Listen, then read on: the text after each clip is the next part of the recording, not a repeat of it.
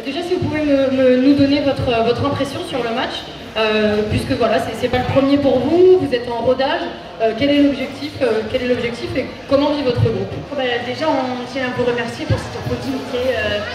Comme vous avez dit, on vient de passer 2 semaines en Allemagne, en Hongrie. Du coup, on est un peu fatigué, mais on était face à une bonne équipe ce soir. Le jeu de moment de ballon, c'était super. Du coup, pour nous, on sait sur quoi il faut travailler. On est prêts pour le prochain match. Votre groupe.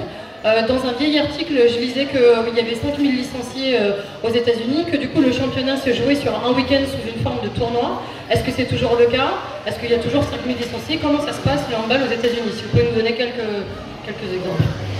Les États-Unis, c'est un grand pays, donc c'est compliqué de faire un championnat où toutes les équipes se rencontrent. Il n'y a pas 5000, il y a 800 licenciés. Sur les 800 licenciés, il y a peut-être 400 étrangers, donc il ne reste pas beaucoup de vrais Américains. Mais après ça, c'est vrai que c'est plus sur formule de tournoi, parce que c'est plus facile pour les équipes pour se déplacer. Il n'y a pas de handball professionnel, donc c'est un sport un peu méconnu. Je dirais que c'est comme le baseball en France, donc c'est un peu non comparatif. Le handball aux États-Unis, c'est un peu méconnu. Et du coup, vous comme coach, comment ça se passe quand vous faites des regroupements avec toute l'équipe? Vous me disiez tout à l'heure que seulement 2 de vos joueuses parlaient français, donc ça veut dire que c'est vraiment toutes des Américaines. C'est pas des joueuses françaises qui ont la grand-mère américaine qu'on a naturalisée. Comment ça se passe pour faire un regroupement à l'autre bout de l'autre côté de l'Atlantique? On trouve des athlètes de d'autres sports. On les a regroupés dans un programme de résidents permanents à Auburn, en Alabama, près d'Atlanta, où ils s'entraînent comme un pôle ici, donc ils s'entraînent tous les jours avec beaucoup d'entraînement, donc ils essaient de développer leur individualité. Après, il y a la moitié du groupe qui vient de ce programme et je dirais il y a la moitié du groupe qui joue en Europe. Donc oui, on a des doubles nationalités. Les 2 gardiennes, une était allemande-américaine et l'autre était suédoise-américaine. Donc il y a quelques joueuses qui viennent comme ça. Mais je dirais en proportion de 1 tiers, 2 tiers. 2 tiers viennent des États-Unis, 1 tiers viennent de l'Europe. Comme on a un sport méconnu, on n'a pas beaucoup d'argent. Je pense que le budget de la CH doit être 3 fois plus élevé que le budget de la Fédération américaine. Donc voilà, j'aimerais bien avoir le même budget pour pouvoir travailler.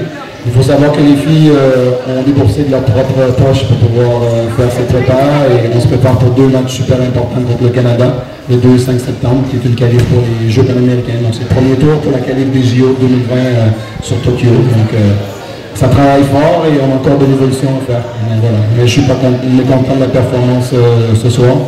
On a raté juste un peu trop de shoot et la gardienne, votre nouvelle arrivée, a fait une belle sensation. Donc j'espère qu'elle continuera pour vous comme ça. De d'habitude, on va d'abord commencer par toi Rémi pour que tu nous dises un petit peu sur le match. Alors peut-être que la victoire est anecdotique, mais comment est-ce que tu as perçu le comportement de tes joueuses? Est-ce qu'il y avait ce que tu voulais dans ce match amical? Bonsoir à tous.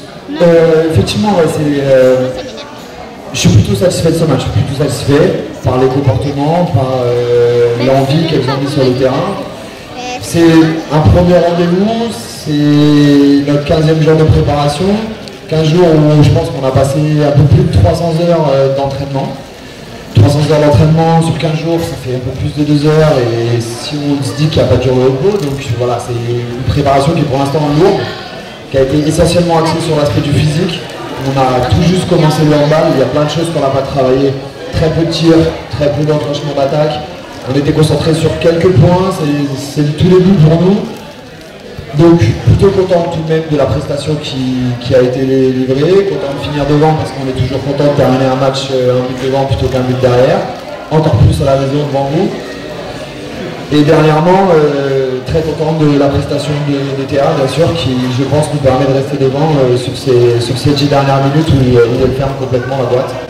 Donc voilà, les premières bases de cette saison sont posées. Maintenant le prochain rendez-vous c'est en septembre ici et nous entre-temps de notre côté on va travailler dur, on va se déplacer, faire d'autres matchs amicaux et on espère proposer un spectacle encore plus fourni et de meilleure qualité dès le début de la saison et même avant avec la Coupe de France. Annabelle, Rémi l'a dit, la prépa est lourde, vous êtes là dans vous donnez beaucoup physiquement.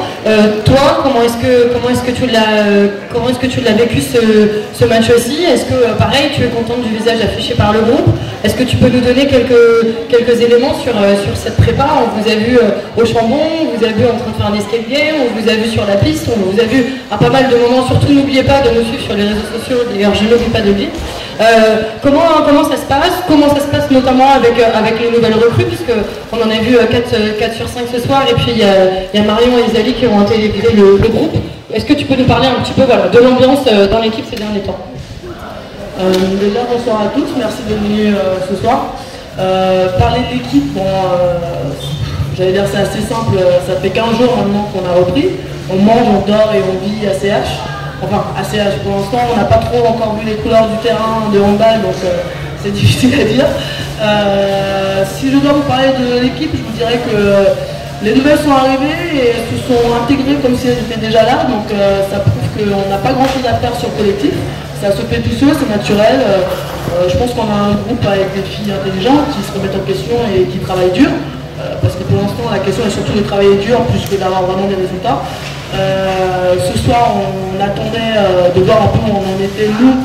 Et puis surtout, on avait besoin, comme toute compétitrice, de voir si tout ce qu'on faisait servait à quelque chose. Sinon, je pense qu'on ne viendrait pas demain. On va y arriver, on ne sera pas à la séance demain, on abandonne. Après, ce soir, ce qui a été dommage, c'est qu'il manquait des joueuses. Vanessa, Tania, Shadia, c'est des joueuses importantes parce que toutes les filles d'équipe quand même ont un rôle bien précis et c'est dommage qu'elles n'ont pas pu être là. Après, je peux dire, je pense au nom du groupe qu'on a pris un réel plaisir parce qu'on n'attendait que ça. Après, est-ce que samedi, ça va être la même chose? Ce ne sera pas la première fois, donc là, ça sera peut-être un peu plus dur. Mais voilà, ça travaille dur, ça s'investit beaucoup. Ça en veut, on a en tête nos objectifs sur l'année et je pense qu'on a l'intention de rien lâcher et puis on verra où on sera d'ici quelques temps. Voilà.